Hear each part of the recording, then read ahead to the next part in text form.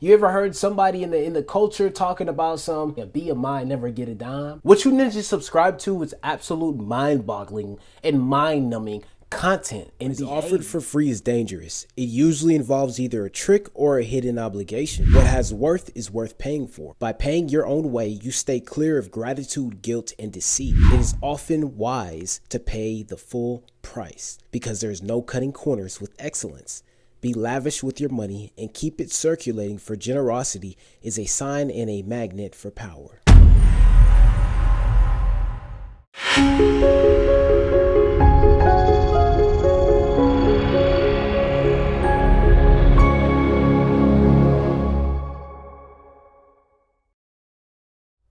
That was Law 40 from the book, The 48 Laws of Power, written by Robert Greene. Despise the free lunch. We are going to be talking about this over the next few months. And we're going to be talking about, in particular, despise the free lunch, because I see a lot of guys online who want things at a discounted price, who want things for free. Hell, even in the black community, I've experienced this firsthand, and maybe you have too. If you start a business, your friends, family, and loved ones are going to be the first ones to come to you and ask for a discount. And most of you guys, a lot of you guys are living your life that way. Life in reverse. It makes no sense at all.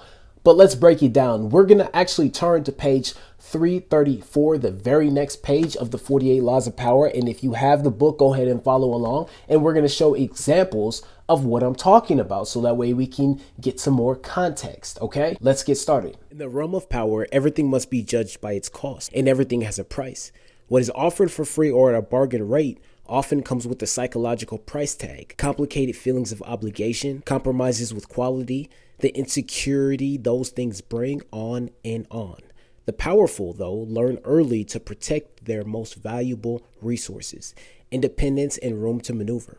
By paying the full price, they keep themselves free of dangerous entanglements and worries. Essentially what he's saying there is this. Look, the sooner you can pay the cost, you can be the boss. Where have we heard that before? Five times. This country, you gotta make the money first. Then when you get the money, you get the power. Then when you get the power, then you get the woman. Somebody said first you get the money, then you get the power, then you get the women. I can't remember the movie off the top of my head, but you guys will let me know in the comment section below. But Robert Greene in this book is saying the same exact thing. The sooner you can pay the full cost, the sooner that way you can have more maneuverability, the more things that you can do, and you can go overseas, have a good time, whatever. Your options open, and you have a plethora of things to do, but you got to pay the full cost first. Now let's get some more. Being open and flexible with money also teaches the value of strategic generosity, a variation on the old trick of giving when you are about to take. By giving the appropriate gift, you put the recipient under obligation. Generosity softens people up to be deceived. By gaining a reputation for liberality, you win people's admiration while distracting them from your power plays. By strategically spreading your wealth, you charm the other courtiers, creating pleasure and making valuable allies. Look at the masters of power, the Caesars, the Queen Elizabeths, the Michelangelos, the Medicis. Not a miser among them. Even the great con artists spend freely to avoid swindle. Tight purse strings are unattractive. When engaged in seduction, Casanova would give completely not only of himself, but of his wallet. The powerful understand that money is psychologically charged, that it is a vessel of politeness and sociability. They make the human side of money a weapon in their armory. For everyone able to play with money, thousands more are locked in a self-destructive refusal to use money creatively and strategically. These types represent the opposite pole to the powerful, and you must learn to recognize them, either to avoid their poisonous nature or to turn their inflexibility to your advantage. Did that go over your head? Did that go over your head? I mean, that was a master class, okay? Tight purse strings are unattractive. I want you guys to answer this question real quick. You can answer it in the comments, or you can just answer it in your head. Have you ever heard your artist, your favorite artist, or somebody that you know say, be a mind, never get a dime? You ever heard a dude bragging about he didn't have to pay nothing to get a girl, right? You ever heard somebody in the culture talking about yeah, man, she gonna do this for me, she gonna buy me. You ever heard that before? It's blasphemy. It's absolute blasphemy. Like, what you ninjas subscribe to is absolute mind-boggling and mind-numbing content and behavior. I mean, to go against one of the greatest books ever created in human history. I mean, this is so powerful that it's even banned in prisons because it's that powerful. We're literally walking around the face of the earth with all this information given to us.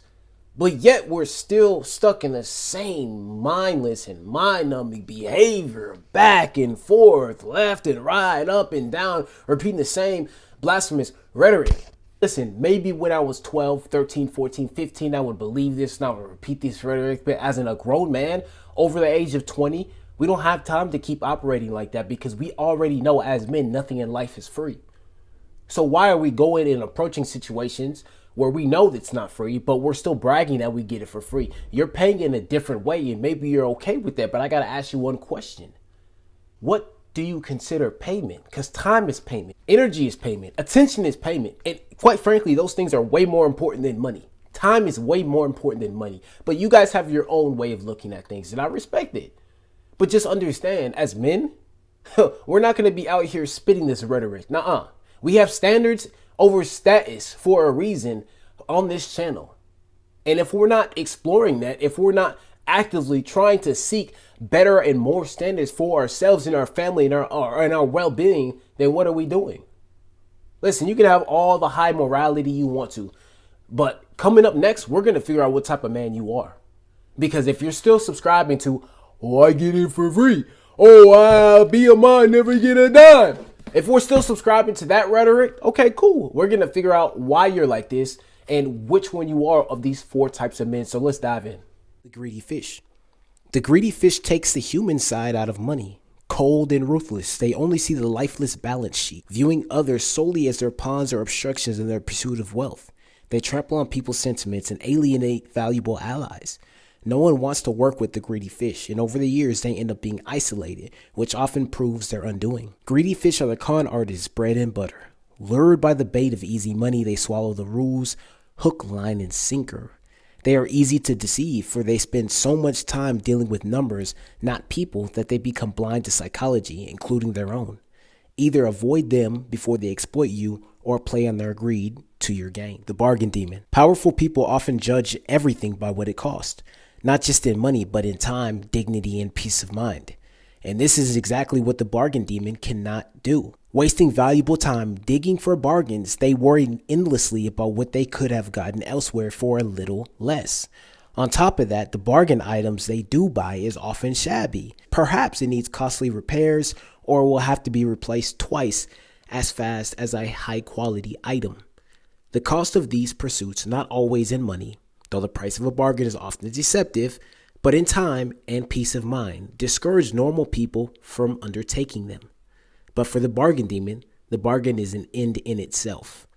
These types might seem to only harm themselves, but their attitudes are contagious. Unless you resist them, they will infect you with the insecure feeling that you could have looked harder to find a cheaper price. Don't argue with them or try to change them. Just mentally add up the cost in time and inner peace, if not hidden in the financial expense of the irrational pursuit of a bargain. Shout out to you guys for making it this far. Because you're here, I got a critical question for you guys, a critical thinking question. And it is, what are the potential risks of undervaluing something just because it has a monetary cost? And also, here's another way. How can you critically evaluate an offer that seems too good to be true? What questions should you ask? Answer that in the comment section below. And at the end of the video, I'll have some more questions that you can take home for homework and think about yourself. Let's get back to the video. The sadist. Financial sadists play vicious power games with money as a way of asserting their power. They might, for example, make you wait for money that is owed to you, promising you that the check is in the mail. Or if they hire you to work for them, they meddle in every aspect of the job, haggling and giving you ulcers. Sadists seem to think that paying for something gives them the right to lecture and abuse the seller. They have no sense of courtier element in money. If you are unlucky enough to get involved with this type, accepting a financial loss may be better in the long run than getting entangled in their destructive power games. The indiscriminate giver. Generosity has a definite function and power. It attracts people, softens them up, makes allies out of them, but it has to be used strategically with a definite end in mind. Indiscriminate givers, on the other hand, are generous because they want to be loved and admired by all, and their generosity is so indiscriminate and needy that it may not have the desired effect. If they give to one and all, why should the recipient feel special? Attractive as it may seem to make an indiscriminate giver your mark, in any involvement with this type, you will often feel burdened by their insatiable emotional needs. I hope you guys got some value from the book, The 48 Laws of Power. Listen, I know this book is kind of taboo and not many people are supposed to be talking about it. But listen, it has way too much great info to just pass up. And let me just say this. The people that came before us, they had a great idea of how to live their life. What's the harm in looking back at this in order so that way we can learn from it? Robert Greene put this book together, and it's arguably said to be the best book. I said that before, but it still stands true even now. It's arguably the best book for life itself, because all your life's problems that you could potentially run into are in this book. All you have to do to solve those life's problems is follow this book. Similarly with the Bible, similarly with the Quran, similarly with a lot of these other books. I'm just trying to break it down to the simplest molecule, something that's relatable to everybody, something that everybody can understand, so that way we can be better. And that's my whole goal, man. I just want us to be better. Standards over status. You guys know what the deal is. Before I let you go, answer these questions down in the comment section below, okay?